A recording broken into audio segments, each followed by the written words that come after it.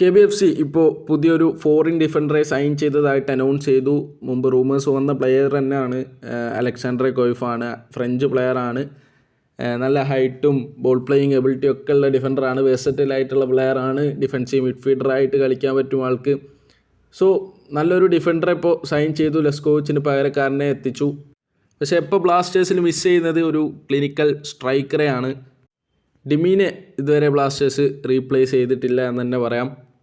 നമുക്കറിയാം, ഡിമി ബ്ലാസ്റ്റേഴ്സിന് വേണ്ടിയിട്ട് കിഡിലായിട്ട് കളിച്ചുകൊണ്ടിരുന്ന പ്ലെയറായിരുന്നു. 2 സീസണിലും ആൾ ഗോളുകൾ അടിച്ചു കൂട്ടിയിട്ടുള്ള പ്ലെയറാണ്. കഴിഞ്ഞ സീസണിൽ തന്നെ ബ്ലാസ്റ്റേഴ്സിൻ്റെ ടോപ്പ് സ്കോറർ ആയിരുന്നു. സോ അങ്ങനെ ഒരു പ്ലെയറാണ് ബ്ലാസ്റ്റേഴ്സിന് മിസ്സായത്.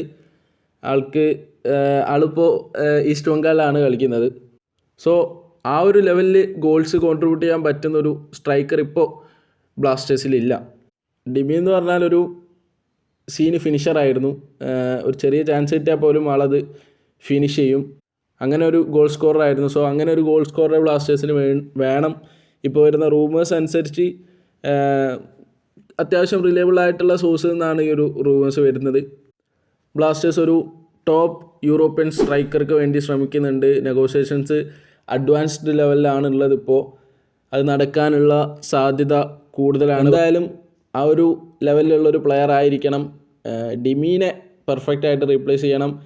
ഒന്നുകിൽ ഡിമിൻ്റെ മുകളിൽ നിൽക്കുന്ന ഒരു പ്ലെയർ ആവണം, അല്ലെ ഡിമിൻ്റെ ആ ഒരു സെയിം ലെവലിൽ നിൽക്കുന്ന പ്ലെയർ ആവണം. ഒരു അപ്ഗ്രേഡ് ആയിരിക്കണം എന്നേ ഉള്ളൂ.